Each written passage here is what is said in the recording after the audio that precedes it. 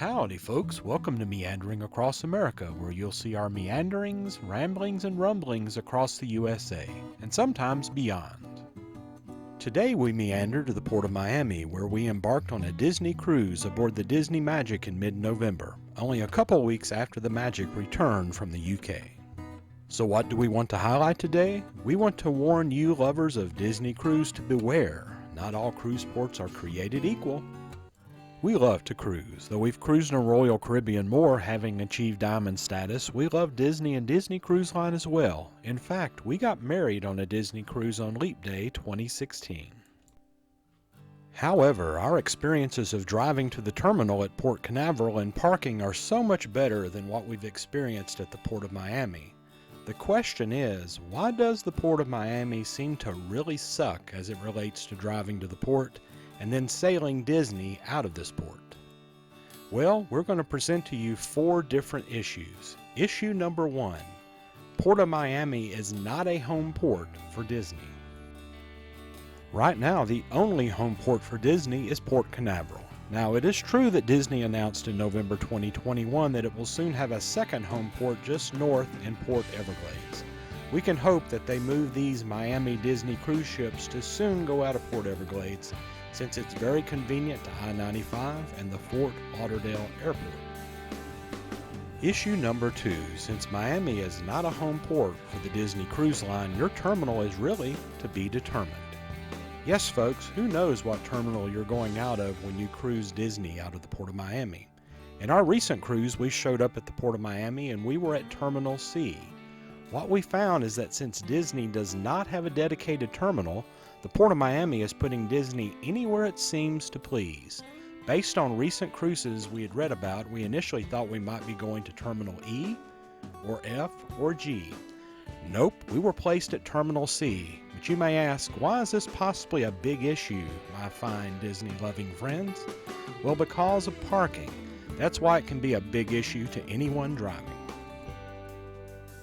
Issue number 3. Since Miami is not a home port for Disney, parking can suck. Okay, here's the big kicker, folks. Since there's not a dedicated terminal, there is also not dedicated parking. And our November adventures prove this to definitely be the case. So on the day our cruise was to begin, we drove to Terminal C, represented here in red. So where were we going to be allowed to park? Terminal C? The one here represented in green. Nope, nada, not even close. After driving and meandering, we found a barricade and a sign outside Terminal C parking that said, Disney should park at Terminal G parking. What? Seriously? Yes, Terminal G, the green garage represented here, far, far, far away from Terminal C. Issue number 4, communication at Port of Miami really sucks. What we were never told down at Terminal C when you dropped off your luggage is that you would park at Terminal G parking and that a bus would bring you back to Terminal C. If we had known this, it would have relieved a lot of angst on our part. But for some reason, neither Disney Cruise Line nor the Port of Miami communicated that a bus would bring us back to Terminal C.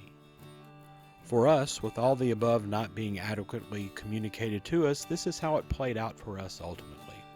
First of all, I dropped off our luggage and my wife stayed outside the terminal with our carry-on bags, medical equipment and such.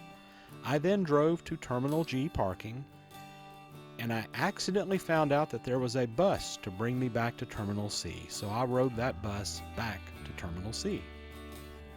However, some folks never knew about this bus, as I noticed several Disney-dressed cruisers with their ears proudly displayed, walking back the long journey to Terminal C. There's one bonus issue. Debarkation is also a mess for those driving. When we got back from our wonderful 5-night cruise, the reality of the parking situation at Port of Miami reared its ugly head again. Normally, if you park directly across the street, as you would if you cruised Disney out of Port Canaveral, you can get a porter to pile up all of your bags and souvenirs and roll them directly to your car.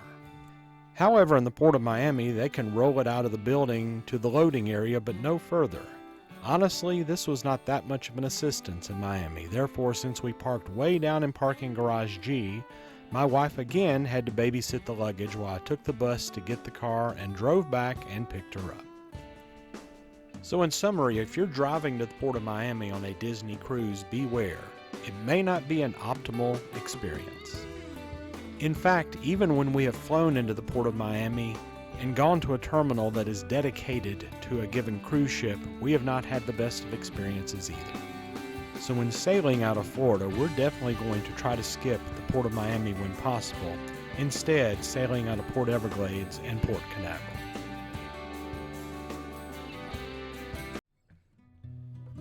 Thanks for watching, folks. Until next time, happy meandering, everyone.